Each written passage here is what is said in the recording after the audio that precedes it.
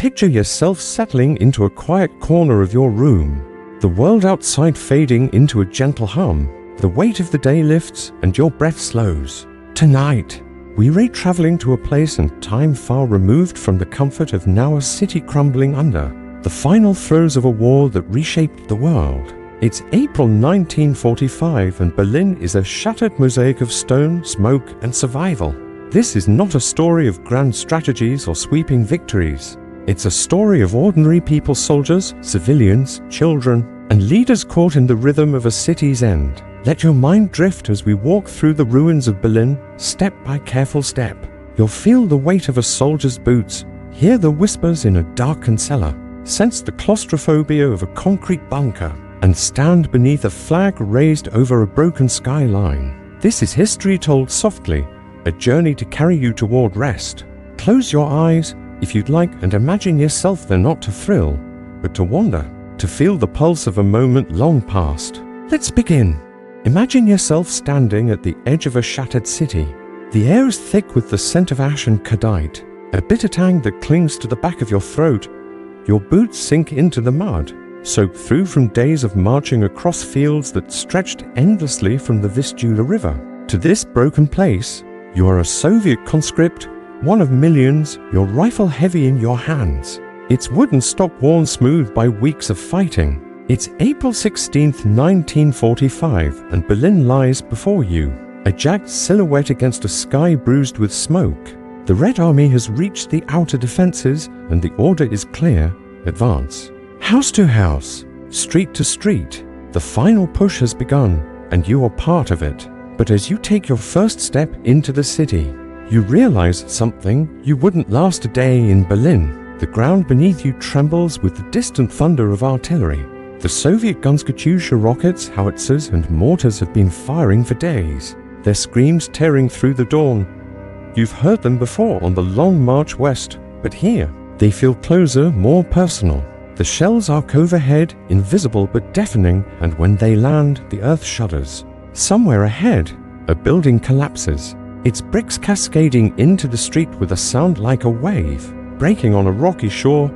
You squint through the haze, trying to make sense of the landscape.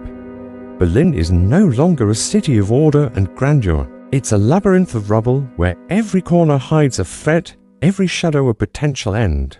Your platoon moves forward, a ragged line of men in faded greatcoats, their faces gaunt from months of hunger and cold. You're not sure how long it has been since you slept more than an hour at a time. The march from Poland was a blur of frozen rivers, burned villages, and nights spent curled in ditches under a sky lit by distant fires. Your body aches, a deep, grinding pain that starts in your feet and climbs to your shoulders. Your stomach is a hollow knot. Rations have been sparse, a crust of black bread and a tin of watery stew shared among too many. But there's no time to think of hunger now. The sergeant, a grizzled man with a scar across his cheek, barks an order in Russian you barely understand. Forward, he says, his voice hoarse from shouting over the din. Keep moving. The street ahead is a graveyard of stone. Buildings lean at impossible angles, their windows blown out, their walls pocked with bullet holes. A tram lies on its side, its metal frame twisted like a child's toy. You step over a tangle of wires and broken glass, your boots crunching against the debris. Somewhere to your left, a machine gun chatters, its sound sharp and insistent. You drop to one knee, your heart thudding in your chest. But the gunfire isn't aimed at you, not yet. It's coming from a building across the street, where German defenders have turned a ruined apartment into a fortress. You can't see them, but you know they're there, hidden behind sandbags and shattered furniture, their rifles trained on the open ground you'll have to cross. Your platoon spreads out, taking cover behind a low wall that might once have been part of a garden. The sergeant signals, and two men creep forward, clutching Molotov cocktails, crude bottles filled with gasoline, their wicks flickering. They hurl the bottles toward the building, and a moment later, flames erupt, licking at the broken windows. A scream pierces the air, high and desperate, then cuts off abruptly. You don't look too closely. You've learned not to. The sergeant waves you forward again, and you move, crouching low, your rifle clutched tightly. The air smells of burning wood and something sharper, more metallic. You try not to think about what it might be. The fighting here is not like the open fields of Poland or the forests of Belarus. In Berlin, every street is a battlefield. Every house a potential trap. The Germans have fortified the city with barricades of overturned carts, furniture, and rubble. Some streets are impassable, choked with debris from collapsed buildings. Others are laced with booby-trap strip wires tied to grenades, mines buried beneath the cobblestones. You've seen what happens when a man steps carelessly. The memory lingers, a flash of light and a sound you can't unhear, but you push it down, deep into the place where you keep the things you can't afford to feel. You reach a corner and pause, pressing your back against a wall that's still warm from a recent fire. The sergeant signals for you to clear the next house, a 3-story structure with half its roof gone. You exchange a glance with the man next to you, a boy barely older than you, his eyes wide and bloodshot. Neither of you speaks. There's no need. You've done this before, too many times. You check your rifle. A Mosin ain't that jams if you don't handle it just right. The bolt sticks as you chamber around, and you curse under your breath, your fingers clumsy with cold. The boy beside you carries a submachine gun, APPSH-41. Its drum magazine heavy with bullets. He nods and together you approach the door.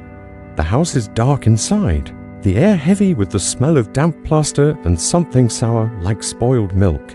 You step over a shattered chair, your boots silent on the carpet of dust.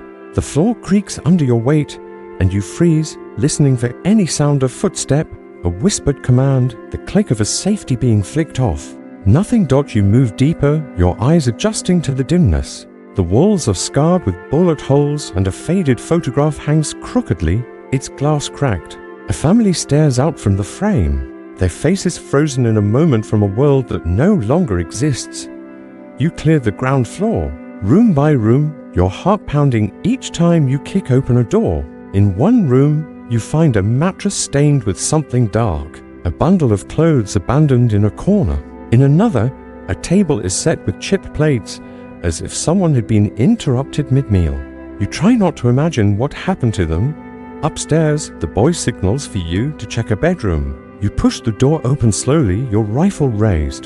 The room is empty, but the window is open, and a cold wind carries the distant sound of artillery. You glance outside and see a street littered with debris, a burned-out tank slumped against a wall like a wounded animal.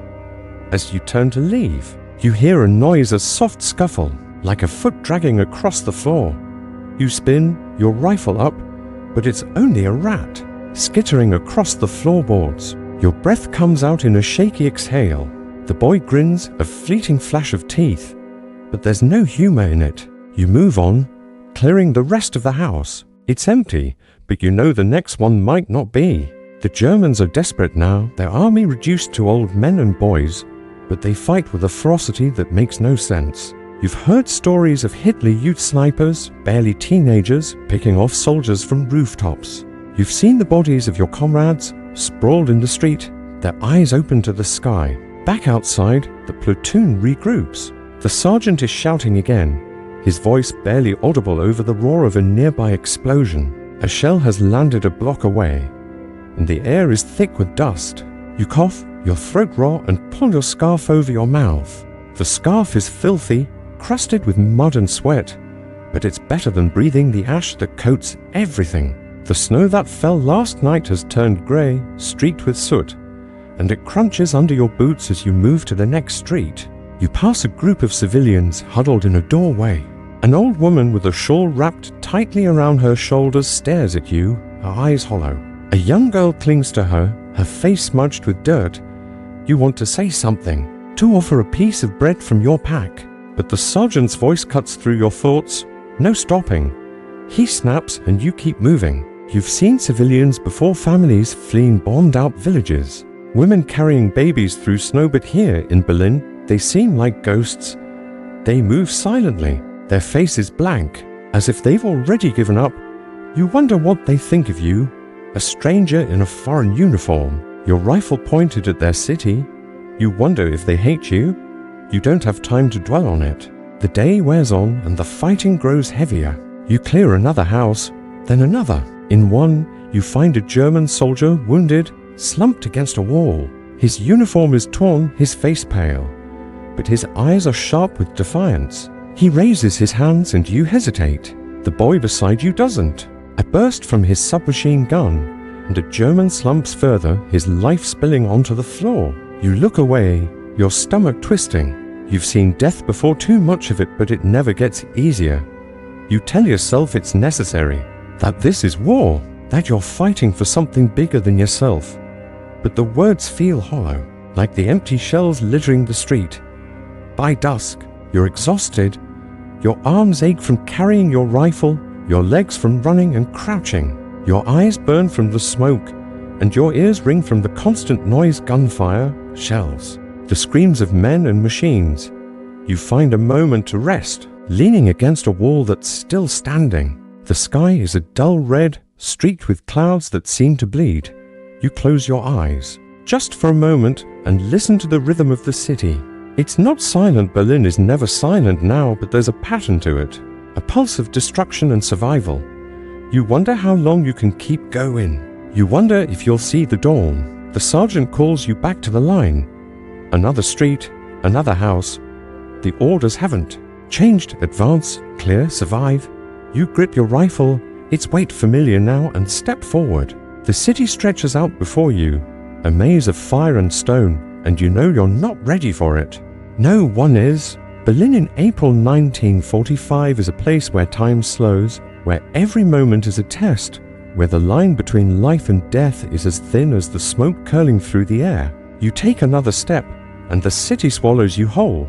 The world above is a storm of fire and noise, but down here, in the damp dark of a Berlin cellar, a 12-year-old boy named Hans crouches beside his mother, counting seconds between explosions. The air is thick with the musty scent of mold and unwashed bodies, a cloying weight that presses against his chest. He sits on a thin blanket spread over the concrete floor, his knees drawn up, his fingers tracing the frayed edges of the fabric. His mother, her face pale and drawn, sits beside him, her hand resting lightly on his shoulder. Around them, a dozen others huddle in the flickering light of a single candle, their faces shadowed, their whispers soft and urgent.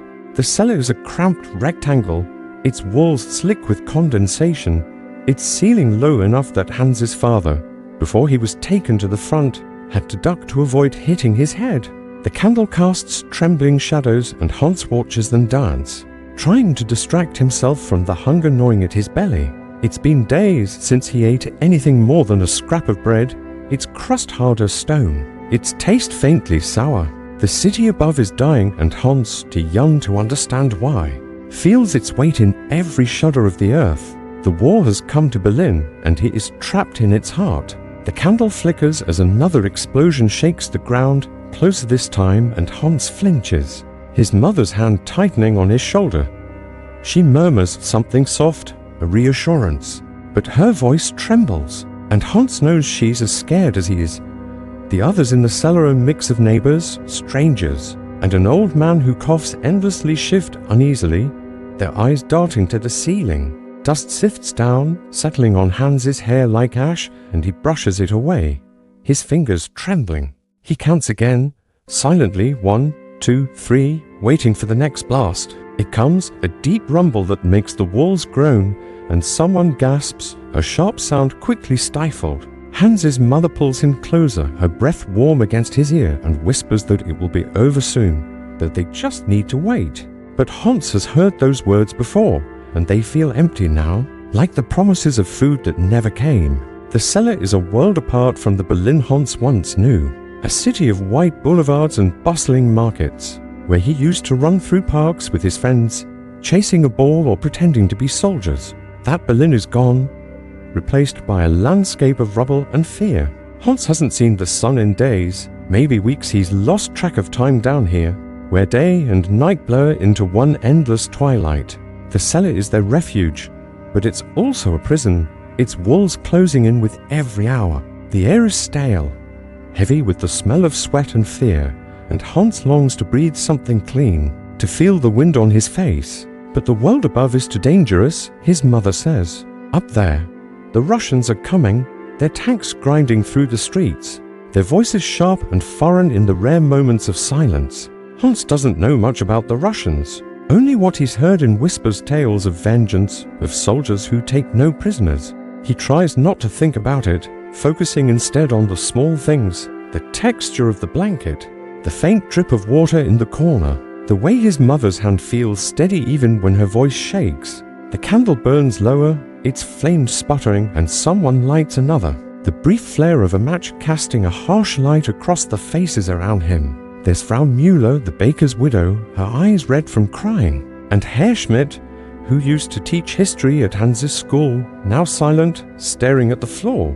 The old man, Herr Braun, coughs again, a wet, rattling sound that makes Hans wince. They're all strangers now, bound together by fear and the thin hope of survival.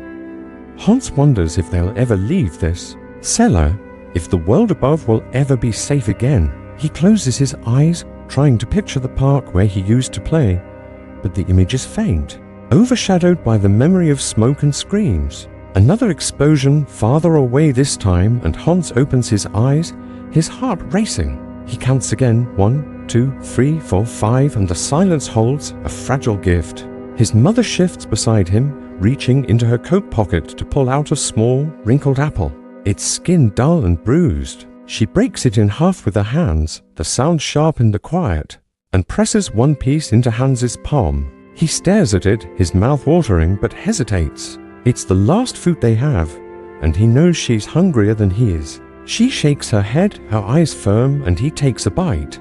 The juice sweet and sharp against his tongue. It's gone too quickly, and the hunger returns, a dull ache that never leaves. The others watch, their eyes hungry too, but no one speaks. Sharing is rare now, a luxury they can't afford. Hans chews slowly, savoring the taste, and hands the other half back to his mother. She shakes her head again, pushing it back toward him, and he eats it, guilt settling heavy in his chest. The cellar's quiet now, the explosions farther apart, and Hans listens to the small sounds, the drip of water, the rustle of fabric, the old man's cough. He wonders what time it is, if it's day or night, but it doesn't matter down here. Time is measured in explosions, in the flicker of the candle, in the moments between fear and hope. His mother leans her head against the wall, her eyes closed, and Hans watches her, noticing the lines etched deeper into her face, the grey streaking her hair. She's only 32, but she looks older now, worn by the war like the city itself. Hans wants to ask her if they'll be okay, but he doesn't. He's asked before, and her answers, though kind, never satisfy. Instead, he leans against her, his head on her shoulder, and tries to match his breathing to hers, slow and steady. The candle burns lower, and someone lights another, the routine familiar now. Hans watches the flame, its small warmth a comfort in the cold. He thinks of his father, drafted months ago, his letters full of forced cheer. The last one came in February, promising a quick end to the war. But Hans knows better now. He's heard the whispers, the rumors of defeat, of cities burned and armies broken. He doesn't know if his father is alive, and the thought sits heavy in his mind, a weight he carries silently. The cellar shakes again, a distant tremor, and Hans counts 1, 2, 3, 4, 5, 6, 7. The silence returns, but it's not peaceful. It's the kind of silence that waits, heavy with the promise of more noise, more fear. Hans's mother stirs, her hand brushing his hair, and he closes his eyes, trying to hold on to the warmth of her touch. He thinks of the stories she used to tell him, tales of nights and forests, but those feel far away now, part of a world that no longer exists. The war has taken everything: his friends, his school, his father, and Hans wonders if it will take him too. He pushes the thought away, focusing on the candle, its flame steady despite the shaking earth. The others in the cellar are quiet now, some sleeping, others staring into the dark. Frau Müller hums softly, a tune Hans recognizes from better days, and it soothes him, a thread of normalcy in the chaos. He hums along, his voice barely audible, and his mother smiles, a small, tired curve of her lips. The moment feels precious, fragile, and Hans holds onto it, knowing it won't last. The explosions start again, closer now, a rapid series of booms that make the walls shudder. Hans counts 1, 2, 3, but the blasts come too quickly, overlapping, and he stops, his heart pounding. The candle flickers wildly, and someone cries out, a sharp, frightened sound. His mother pulls him closer, her arms strong despite her thinness, and whispers that they're safe, that the cellar is strong. Hans wants to believe her, but the noise is overwhelming, a relentless hammer against his ears. He buries his face in her shoulder, trying to block it out, but the sound seeps through inescapable. The old man coughs again, louder now, and Hans wonders if he's sick, if the damp air is making it worse. He's heard stories of disease, of people wasting away in cellars like this, but he pushes the thought away. He has enough to fear without adding that. The explosions fade, and the silence returns, heavier now, like a weight pressing down. Hans lifts his head, looking at the others, their faces pale in the candlelight. Herr Schmidt is writing something in a small notebook, his pencil scratching softly, and Hans wonders what he's recording. Maybe a diary, maybe a letter he'll never send. Hans wishes he had paper, something to write on, to capture the thoughts swirling in his head. But there's nothing down here but the blanket and the candle and the fear. The hours drag on, each one blending into the next, and Hans loses track of time again. His mother dozes, her head against the wall, and he watches her, memorizing the curve of her cheek, the way her hair falls across her forehead. He's afraid to sleep, afraid of what he'll dream, but his eyes are heavy, and the warmth of her body is comforting. He leans against her, closing his eyes, and lets the sounds of the cellar, the drip, the cough, the soft hum carry him towards sleep. He dreams of the park, of running through grass that's still green, of his father's laugh. But the dream shifts, and he's back in the cellar, the walls closing in, the candle flickering out. He wakes with a start, his heart racing, and finds his mother watching him. Her eyes soft with worry. She doesn't speak, just brushes his hair again, and he leans into her touch, grateful for it. The cellar's quieter now, the explosions distant, and Hans wonders if the fighting has moved on, if the Russians are closer or farther away. He doesn't know which is worse. The candle burns low again, and someone lights another, the routine unbroken. Hans watches the flame, its steady glow a small defiance against the dark.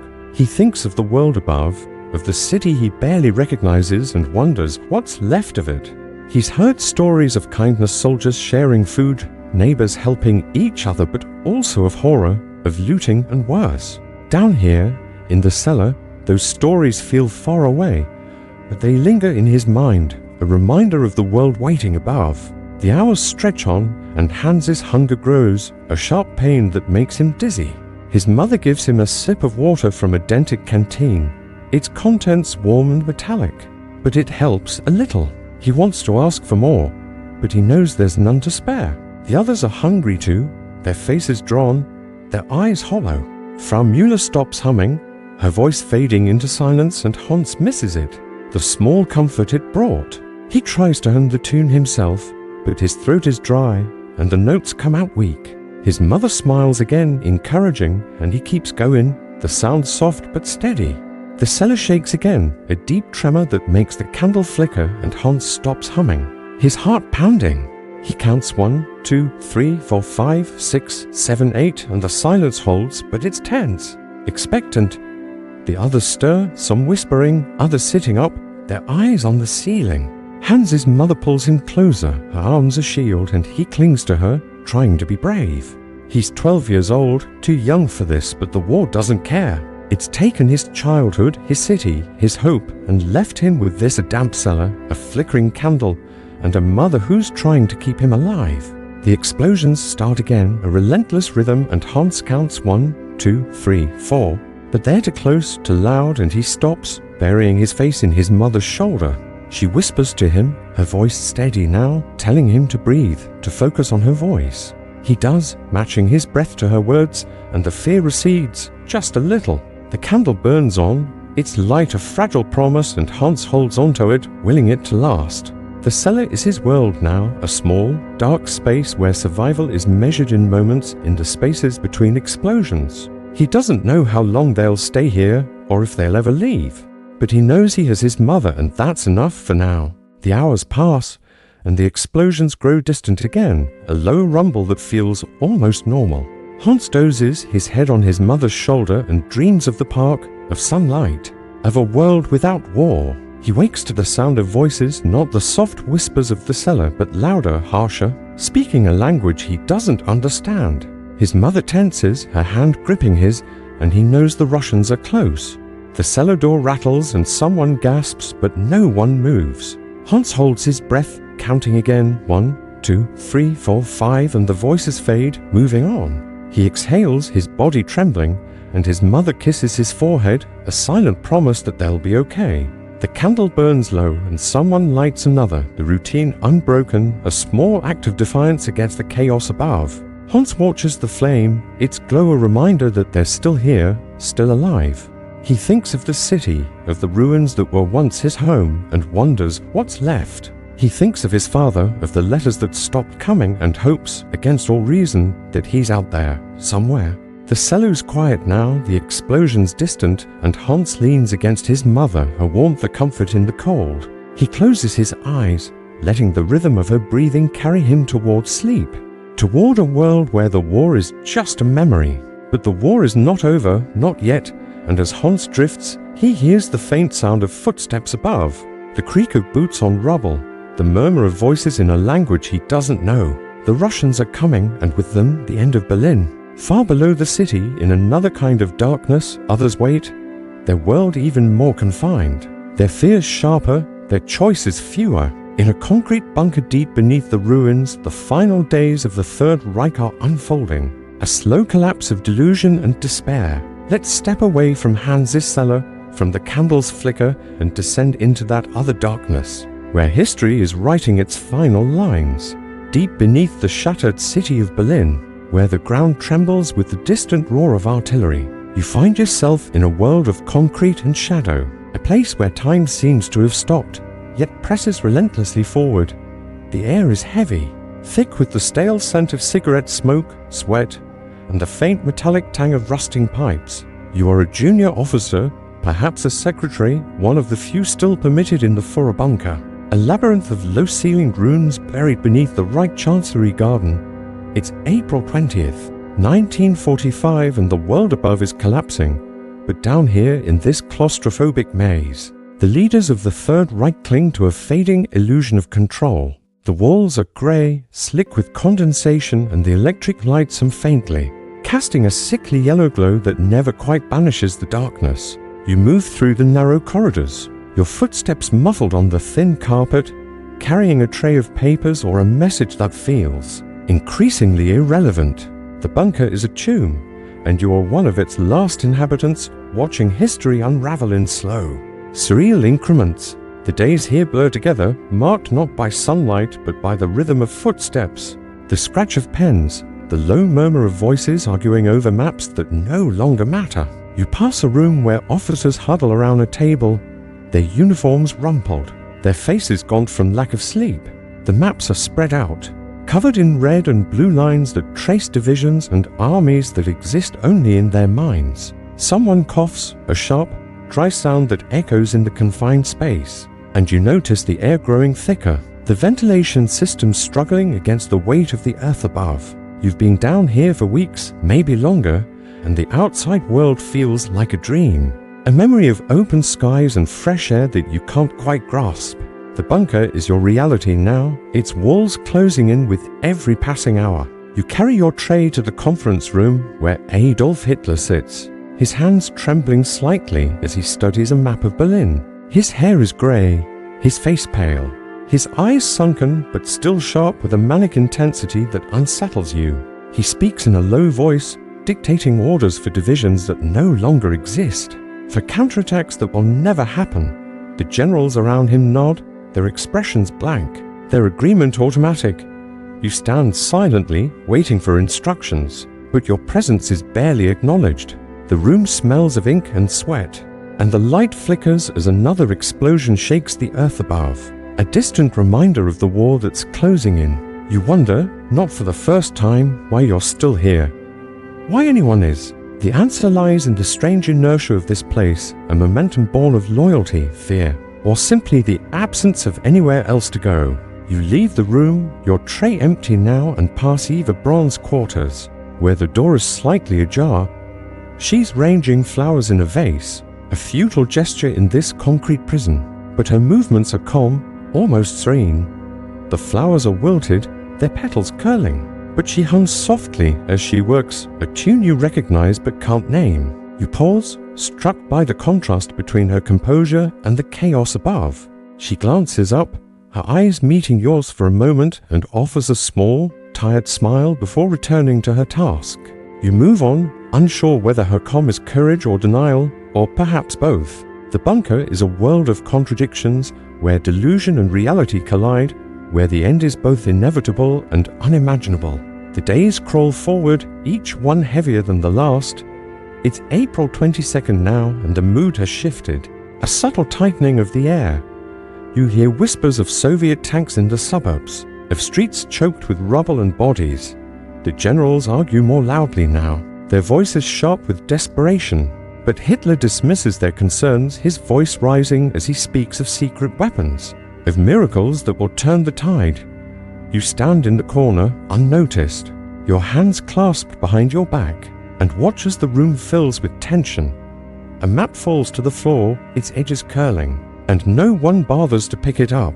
The lights flicker again, and you feel the walls shudder, a low groan that seems to come from the earth itself. You wonder how much longer the bunker can hold, how much longer any of you can. The routine of the bunker continues, a strange parody of normalcy. You type reports on a clattering typewriter, its keys sticking from overuse, or carry messages between rooms, navigating the maze of corridors with practiced ease. The air grows heavier, the ventilation system faltering, and you notice the smell of damp concrete mingling with the faint sweetness of decay. Food is scarce now, the meals reduced to thin soup and stale bread, and you feel the hunger as a constant ache, a reminder of the world above. You've heard stories of civilians starving in cellars, of soldiers fighting over scraps, but down here the hunger is quieter, more personal. You eat what you're given, grateful for the distraction, and try not to think about what's coming. On April 25th, the atmosphere shifts again, a palpable sense of unraveling. You pass a room where Joseph Goebbels sits with his wife, Magda, their voices low and urgent. Their 6 children are elsewhere in the bunker, their laughter a rare sound that feels out of place. You don't linger, but you catch fragments of their conversation plans, farewells, words that carry a weight you don't want to understand. The bunker is shrinking, not in size but in spirit. As hope drains away like water through a cracked pipe, you deliver a message to Martin Bormann, his face flushed with alcohol, his eyes darting as he scribbles notes in a ledger. He mutters something about loyalty, about the future, but you don't listen closely. You've learned to keep your thoughts to yourself, to move through the bunker like a shadow, unseen but necessary. The days blur again, and it's April 28th. The news comes in fragments, whispered between officers, written in hurried reports.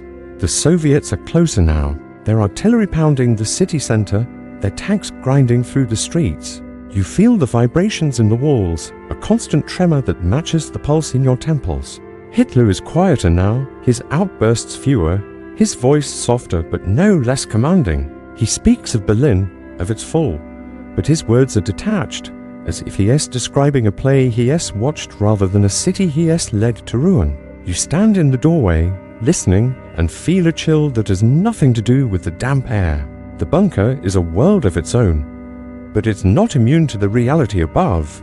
You hear of suicides, officers, aides, people you've seen every day slipping away quietly, their choices made in the dark. The thought lingers heavy and unspoken, but you push it aside, focusing on the routine, the small tasks that keep you moving. You type another report, deliver another message, and try to ignore the growing sense of finality. On April 29th, you're in the conference room when Hitler marries Eva Braun in a brief, strange ceremony. The air is thick with cigarette smoke, and the witnesses Goebbels, Bormann. A few others stand stiffly, their faces unreadable. You're not invited, but you hear about it later, the details filtering through the bunker like a rumor. Eva wears a simple dress, her hair neatly combed, and Hitler's hand shakes as he signs the papers. You wonder what it means, this act of formality in a place where nothing is formal anymore. The bunker feels smaller now, the walls pressing closer, the air heavier with every breath. You pass the children's room, where the Goebbels children are playing. Their voices soft but bright, unaware of the weight around them. You don't linger, afraid of what you might feel. April 30th dawns, or so you assume. There's no dawn down here. Only the hum of the lights and the endless tremor of the earth. You're in the corridor when you hear the news, whispered at first, then louder. A ripple of shock that spreads through the bunker. Hitler is dead. A gunshot in his private quarters. Eva Braun beside him. The details are sparse and you don't ask for more. You feel the weight of it, a strange mix of relief and emptiness, but you keep moving. Carrying a tray of papers that no one will read. The bunker is unraveling now, its purpose gone. Its inhabitants drifting toward their own endings. You hear of more suicides, of staff preparing to flee, of plans to burn the bodies to avoid capture. The air is thick with the smell of gasoline, and you wonder if it's real or imagined. On May 1st, the Goebbels family makes their choice. You're not there when it happens, but you hear the whispers, the children's laughter silenced, their parents following them into the dark. The bunker feels empty now, though it's still crowded. The remaining officers and aides moving like ghosts through the corridors. You deliver one last message, a pointless formality, and pause in the conference room, staring at the maps still spread across the table. The red and blue lines are meaningless now, a record of a war already lost. The lights flicker and the walls shudder, a final reminder of the world above. You leave the room, your steps slow, and wonder what's next. The bunker is a tomb, but it's also a mirror reflecting the collapse of a regime, a city, a world. You've survived this long, but survival feels hollow, a reflex rather than a victory. The air grows heavier, the lights dimmer, and you know the end is close. You think of the city above, of the soldiers fighting street to street, of the civilians hiding in cellars, of the children who will never grow up. You think of Hans, the boy in the cellar, and wonder if he's still alive, if he's still counting seconds between explosions. The bunker is a world apart, but it's connected to that other world, the one where the final battles are being fought, where a flag will soon rise over a broken city. As you stand in the corridor, the earth trembling beneath your feet, you hear the faint sound of footsteps, not from within the bunker, but from above. The heavy tread of soldiers moving through the ruins. The Soviets are coming, and with them the end.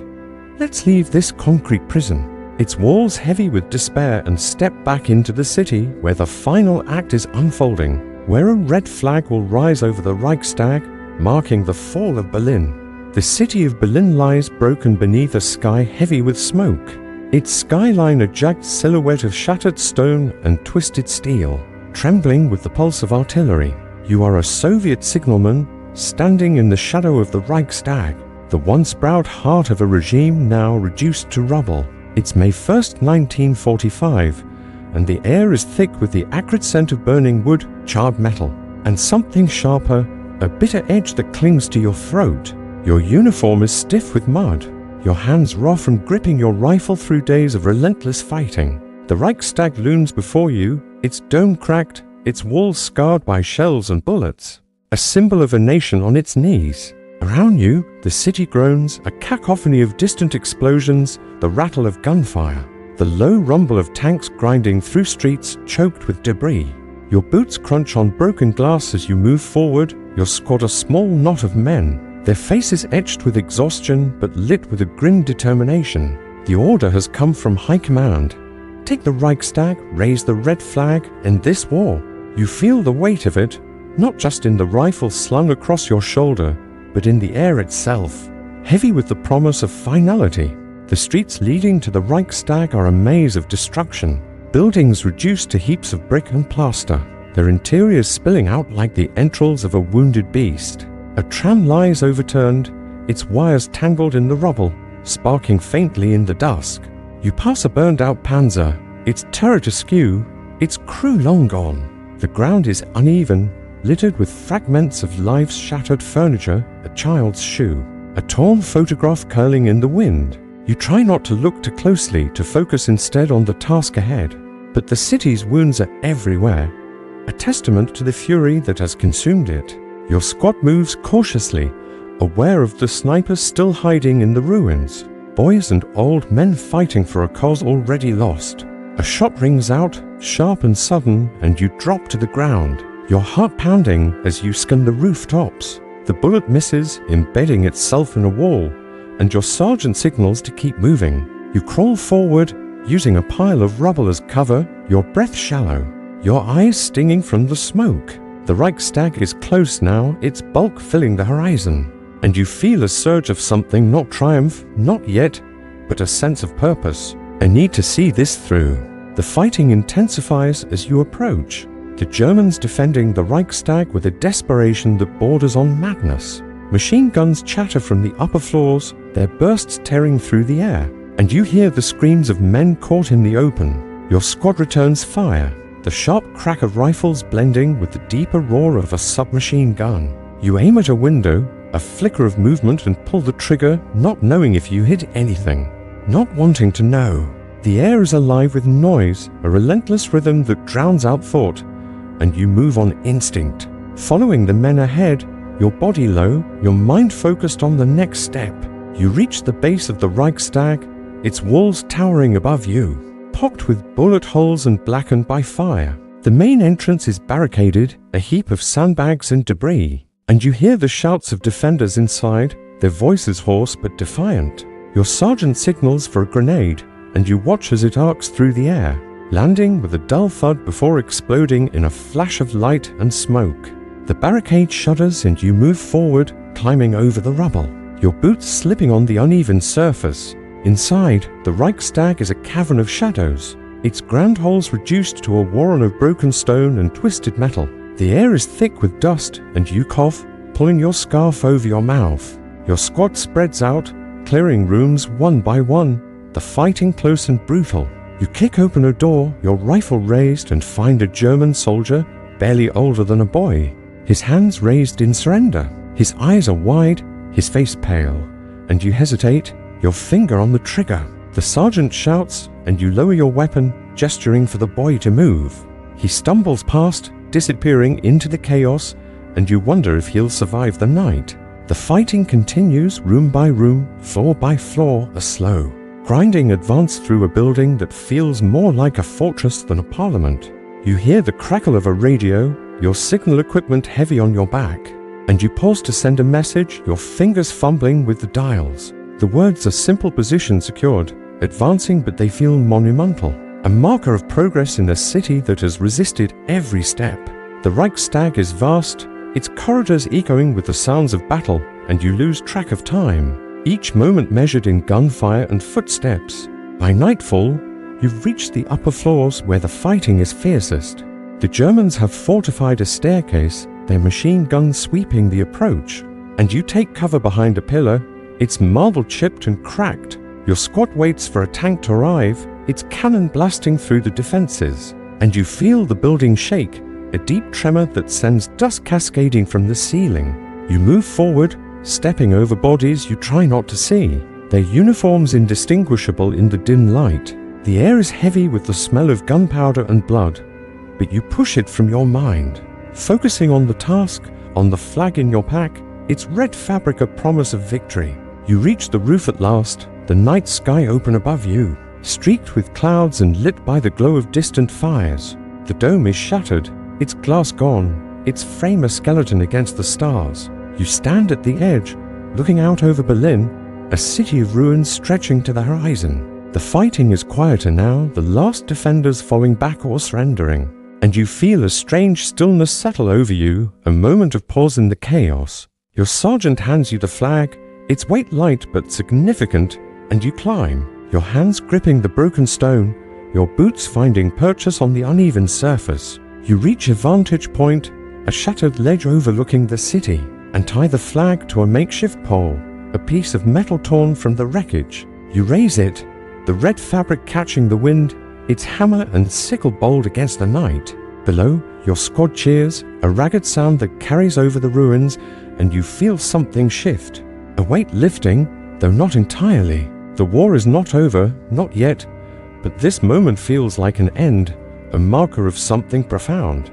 You stand there, the flag flapping softly, and look out over Berlin, its fires burning low, its streets silent for the first time in weeks. The city is a graveyard, but it's also a testament, a place where history has been written in blood and stone. You think of the men who fought beside you, the ones who didn't make it, their faces blurring in your memory. You think of the civilians hiding in cellars, their lives forever changed, and the leaders in their bunker, their dreams of empire reduced to ash. The flag is a symbol, but it's also a question, a marker of victory, but also of cost.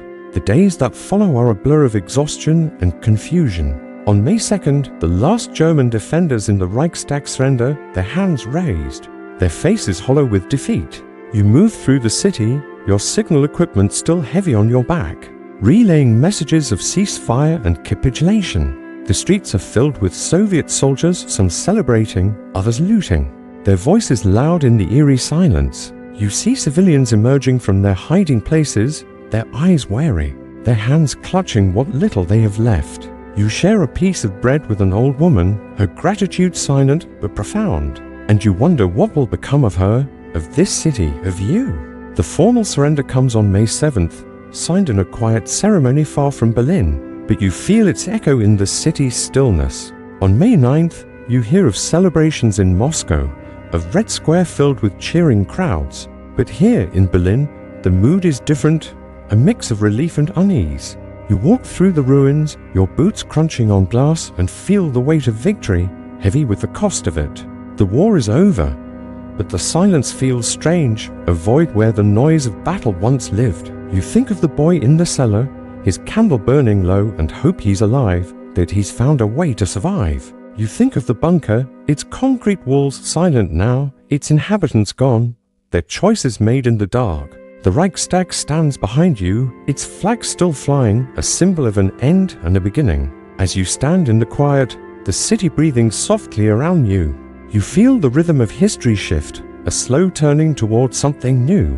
The war has ended, but its echoes linger in the ruins, in the faces of the survivors, in the flag above. Let's step back from this moment, from the smoke and the silence, and reflect on the journey we've taken from the streets to the cellars, from the bunkers to the rooftops. A journey through a city's fall and a world's rebirth. As the echoes of Berlin's final days fade into the quiet of your mind, let your breath slow, your thoughts soften, like the gentle settling of dust after a storm. You've walked through the ruins of a city at war's end, felt the weight of a soldier's boots crunching over broken stone, heard the trembling whispers in a darkened cellar, sensed the claustrophobic despair of a concrete bunker, and stood beneath a red flag raised over a shattered Reichstag. It's April, no, May 1945, and Berlin is a city transformed, its grandeur reduced to rubble, its people bound by survival, its history written in the scars of its streets. Yet, as you linger in this moment, imagine yourself stepping back, away from the smoke and the silence, into the comfort of now, where the world is softer, warmer, safer. The rhythm of that distant time, with its relentless pulse of artillery and fear, gives way to the calm of your own breath, steady and sure. You've journeyed through a world where every day was a test, where ordinary lives, soldiers, children, leaders were shaped by extraordinary hardship. Picture Hans, the boy in the cellar, perhaps emerging into the light, his mother's hand still holding his, their future uncertain but alive with possibility. Picture the Soviet signalman, his flag raised, standing amidst the ruins, his heart heavy with both victory and loss. Even the bunker, cold and final, tells a story of choices made and unmade, of a regime that crumbled under its own weight. These stories, though rooted in a time of destruction, carry a quiet resilience, a reminder that even in the darkest moments, life persists in small acts of kindness, in the stubborn will to endure. Now, as you rest in the present, let the weight of Berlin's fall slip away, like a heavy coat set aside after a long journey. The city's ruins have long since been rebuilt, its streets filled again with the hum of daily life, markets, laughter, the clatter of trams. The war is a memory, distant but not forgotten, its lessons etched in the stones that still stand, in the stories passed down through generations. You are here, now, in a world far removed from the chaos of 1945, where the air is clean, the night is calm, and sleep is a gentle promise. Close your eyes, if you haven't already, and let the rhythm of your breath carry you deeper into rest. Imagine the soft glow of a candle not flickering in a cellar, but burning steadily in a quiet room. Its light warm and welcoming. The past is behind you, its weight lifted, its stories told. Berlin's fall was an end, but also a beginning, a turning point toward a world that learned, slowly, to heal. Let that thought comfort you as you drift, the sounds of history fading, the present embracing you with its stillness. Sleep now, carried by the gentle tide of time, safe in the knowledge that the struggles of the past have led to the peace of this moment. Good night.